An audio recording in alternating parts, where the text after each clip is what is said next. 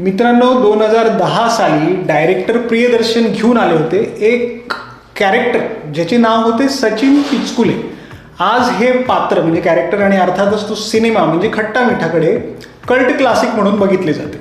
Television चॅनेल्सवरील repeated telecast आणि आता OTTमुळे रिलीजच्या फार नंतर या सिनेमाने कल्ट दर्जा मिळवला. कारण खट्टा मिठा जेव्हा रिलीज झाला तेव्हा बॉक्स ऑफिसवर आणि समीक्षक म्हणजे रिव्ह्युअर्स दोघांकडे त्याची नोंद ॲव्हरेज म्हणून घेतली गेली. प्रियदर्शनचे असे अनेक सिनेमे आहेत जे रिलीजच्या वेळी चालले नाहीत, पण नंतर टेलिव्हिजनवर घर बसल्या लोकांना पाहताना ते खूप आवडले. तर आता प्रियदर्शन आपल्या लाडक्या सचिन टिचकुले अर्थात अक्षय कुमारला तब्बल 16 वर्षांनंतर परत एकदा घेऊन कमबॅक करतोय. भूत बंगला या आज प्रदर्शित सिनेमाद्वारे जमली आहे का मग त्यांची एव्हरग्रीन केमिस्ट्री याही वेळी?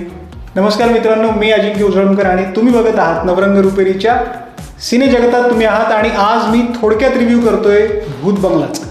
बोलूया मित्रांनो. कथानक अगदी थोडक्यात मी तुम्हाला अगदी सुरुवातीला सांगेन. कथेच्या केंद्रस्थानी आहे अर्जुन आचार्य म्हणजे अक्षय कुमार, त्याचे वडील वासुदेव आचार्य म्हणजे जिशू सेनगुप्ता आणि त्याची बहीण मीरा जी केली आहे मिथिला पालकर. नेमकं मीराच्या लग्नासाठी म्हणून डेस्टिनेशन वेडिंग व्हेन्यूच्या शोधात हे सर्व असताना अर्जुनला वारसा हक्काने मिळालेल्या मंगलपूर गावातील भल्या मोठ्या हवेलीचा ताबा मिळतो. मग ठरते की मीराचे लग्न इथेच करायचे. पण मंगलपूरचा इतिहास असा आहे की इथे जर लग्न केलं तर लग्नाच्या रात्रीच वधूसूर नावाचा राक्षस नवरीला पळून नेतो आणि घरच्या मंडळींना सुद्धा संपवून टाकतो. अर्जुनचा या सर्व मान्यतांवर अजिबात विश्वास नसल्याने तो महालाचा केअरटेकर शांताराम व प्ले गेला असरानी व इतर कोणाचेही न ऐकता इथेच लग्न करण्याचे ठरवतो. लग्नाचा वेडिंग प्लॅनर असतो जगदीश जो प्ले गेला आहे परेश रावल. त्याच्या मदतीला असतो ज्याचा भाचा आहे सुंदर प्लेड बाय राजपाल यादव. दरम्यान अर्जुनची भेट प्रिया वामिका गब्बीशी होते जी त्या ऐतिहासिक वास्तूचा अभ्यास करण्यासाठी म्हणून तिथे आलेली असते. लग्नाच्या तयारी तर सुरू होते खरी, पण एकानंतर एक धक्कादायक भयानक घटना घडत जातात आणि अर्जुन समोर एक भयंकर असं सत्य समोर येतं ज्याला तो कसा तोंड देतो हा पुढचा घटनाक्रम आहे. मित्रांनो, आकाश कौशिकच्या कथेला प्रियदर्शन, रोहन शंकर आणि अभिलाष नायरने पटकथेत रूपांतरित केला आहे जिची लेंथ आहे तब्बल 2.5 तास. अशा धुरंधरमुळे 3.5 अथवा 4 तास सुद्धा सहज वाटतात. असं असतानाही मी इथे 2.5 तासासाठी सुद्धा तब्बल हा शब्द वापरतोय. कारण इंटरव्हलपर्यंत तर ठीक आहे, कारण या पॉईंटपर्यंत लेखक दिग्दर्शकाच्या या टीमने कॉमेडी ती भलेही प्रियदर्शनच्या जुन्या बऱ्याच सिनेमात पाहिले असल्याने ते 25 तसे का असेना फुल फ्लेज कॉमेडी वापरली आहे जी तुम्हाला खिळवून ठेवते, तुम्हाला हसवते, तुम्हाला रंगत आणते. पण इंटरव्हल नंतर ही लेंथ तब्बल वाटायला लागते कारण इथून पुढे ह्युमर एलिमेंट अर्थात कॉमेडी पूर्णतः गायब होते आणि राहते फक्त बॅक स्टोरी ज्यात महालाचे आणि गावाचं गूढ रहस्य रसिकांसमोर येतं. यात हॉरर क्रिएट करण्याच्या बऱ्यापैकी प्रयत्न करूनही त्याचा म्हणावा तसा इम्पॅक्ट पडतच नाही जो प्रियदर्शनच्या भूलभुलैयामध्ये होता. आपल्याला भूलभुलैयासारखा सिनेमा पुन्हा रिक्रिएट करायचा आहे या एकमेव उद्देशाने रचलेलं कथानक बऱ्याचदा नॅचरल न वाटता प्लास्टिक अथवा कृत्रिम वाटायला लागतं आणि मग जे घडतं ते कधी एकदा संपेल असं होतं. यात धक्कादायक अथवा शॉकिंग एलिमेंट्स काहीच न ठेवल्याने जे घडतंय ते अपेक्षित अशा मार्गाने पुढं सरकत जातं आणि हे सर्व होत असताना इंटरव्हल नंतर कॉमेडी पूर्ण मिसिंग असते. इंटरव्हलपर्यंतचे जोक्ससुद्धा फोर्सफुली आधीच्या सिनेमांसारखे दाखवण्यासाठी म्हणून क्रिएट केल्यासारखे स्पष्ट दिसून येतात.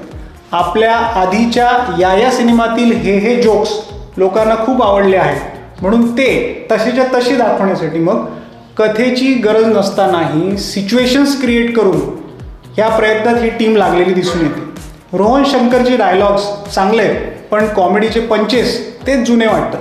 परेश रावल आणि अक्षय कुमारची जी केमिस्ट्री आहे ती इथे जुळून न येणं हे या सिनेमाचं सर्वात मोठं अपयश आहे असं मी म्हणेन. मुळात परेशचं जे कॅरेक्टर आहे ते इतकं लूज लिहिलं गेलं आहे की इतक्या मोठ्या कलाकाराला उगाच वाया घालवले आहे. त्यापेक्षा राजपाल यादवच्या वाट्याला जास्त फुटेज आले आहे. प्रियदर्शन यांचे कल्ट स्टाईल दिग्दर्शन इथे नक्कीच मिसिंग आहे. गीत संगीताच्या बाबतीत तर काही बोलावं असं नाहीच आहे. एकही गाणं मजेदार नाही. प्रीतम सारखा संगीतकार झोपा काढत होता की काय असा प्रश्न पडावा.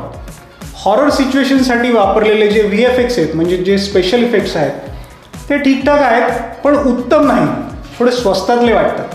बॅकग्राऊंड म्युझिक ठीक आहे पण दचकवणारं किंवा अंगावर शहारे आणणार नाही. अभिनयाच्या बाबतीत none other than Akshay Kumar again in terrific form. जबरदस्त काम केलं आहे अक्षयने. सिनेमातील निगेटिव्ह पॉईंट्सकडे दुर्लक्ष जर होत असेल तर त्याला कारणीभूत अक्षयचं स्क्रीन प्रेझेन्स आहे. इतका त्याने हा सिनेमा स्वतःच्या खांद्यावर घेतला आहे. परेश रावल, राजपाल यादव यांनी कामे छान केली आहेत पण त्यांचे पोटेन्शियल पूर्णतः इथे वापरलं गेलेलं नाही. इवन असराणीसारखा दिग्गज कलाकार त्यांना नीट वापरता आलेला नाही आहे. मित्रांनो, जो कलाकार आता यापुढे कधीही दिसणार नाही आपल्याला सिनेमात. बाकी कलाकारात जिशू सेनगुप्ता आहे, मिथिला पालकर आहे, तब्बू आहे, राजेश शर्मा आणि झाकीर हुसेन आहेत. या सगळ्यांची कामे उत्तम आहेत. एकंदरीत मित्रांनो, भूत बंगला जर तुम्ही पाहिला तर तुम्हाला उगाच वेळ गेला इतकं काही रिग्रेट होणार नाही. आणि नाही पाहिला तर तुम्ही काहीही जगावेगळं मिस केलं याची खंत वाटून नाही घेतली तरी चालेल. मी याला देईल 2.5 stars out of 5. Just average, जो उत्तम होऊ शकला असता. मित्रांनो, तुम्हाला आमचा भूत बंगलाचा रिव्ह्यू कसा वाटला आम्हाला नक्की सांगा आणि नवरंग रुपेरीच्या यूट्यूब चॅनलला सबस्क्राईब नक्की करा. धन्यवाद.